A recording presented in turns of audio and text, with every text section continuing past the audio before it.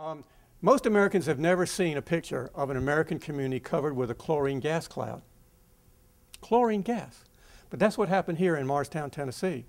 And the reason was 2 little 1-ton cylinders at one end of this valley let loose their chlorine. 2 little 1-ton cylinders released all of their chlorine, and the gas spread out through the whole valley an enormous distance, 10 miles long, 1 mile wide, and 10 feet deep. Now, luckily, they were able to get everybody out. 4,000 people ran for their lives from this, and they all got out.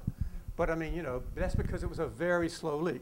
Now, what we're worried about in a chlorine tank car is that it's a pressurized tank car, and so when you have 90 tons of chlorine in one tank car, poison gas tank car, since it's pressurized, you know, the gas is pressurized into a liquid. The best gas modelers say that the whole tank car will be released in about 2 minutes.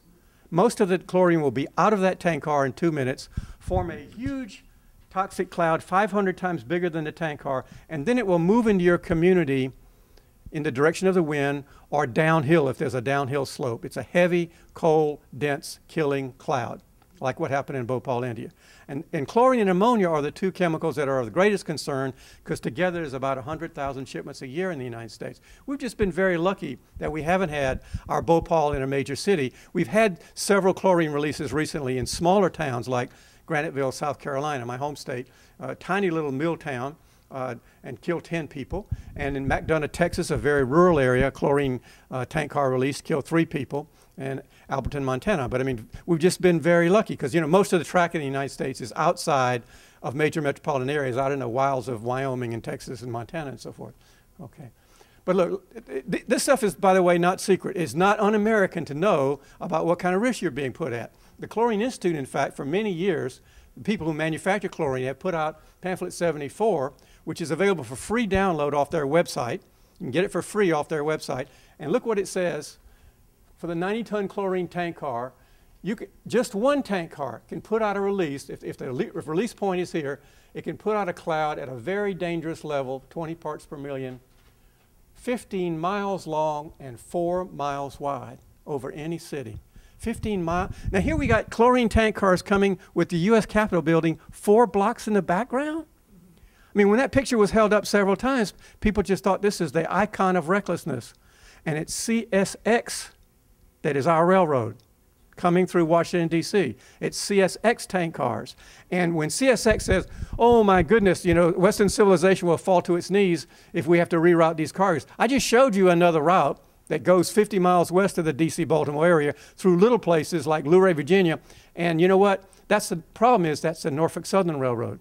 So CSX told us to our face. So we haven't had really great experience with CSX in Washington, D.C., I have to say. They said to our face, well, Dr. Millar, we will never interchange our cargo over to that competitor railroad, Norfolk Southern. We'll never do it. So you just forget about your little ordinance in Washington, D.C. Actually, we got a 10-to-1 vote. We got it enacted in Washington, D.C. But the second thing they said to us, you won't find edifying. They said, well, Dr. Millar, you know, it is true that by bringing these cargoes right in front of the U.S. Capitol and you guys take pictures, that's kind of embarrassing, and we probably should be rerouting some of our most dangerous cargoes away from Washington, D.C. But could we just agree, have kind of a gentleman's agreement that we will do all that, but very quietly, and then you won't tell any of those other cities like Baltimore and Philadelphia and Chicago and St. Louis about it? They actually said that to us. We said, no, we won't take that sleazy little deal. There are 62 major target cities in the country, and all of them deserve some kind of protection from rerouting. I mean, let me give you a couple of possibilities. Do you want to go through Chicago, Illinois, with the most dangerous tank cars, or through Kankakee, Illinois? Do you want to go through Atlanta, Georgia, or through Macon, Georgia? I mean, you know, this is not close calls. When you got a chance to go around major cities, and like I say, even the emergency managers in those cities would say, of course you're doing the right thing. You're reducing the accident risk and you're eliminating the terrorism risk, because how many terrorists spend their nights trying to figure out how to blow up a rail car in Luray, Virginia?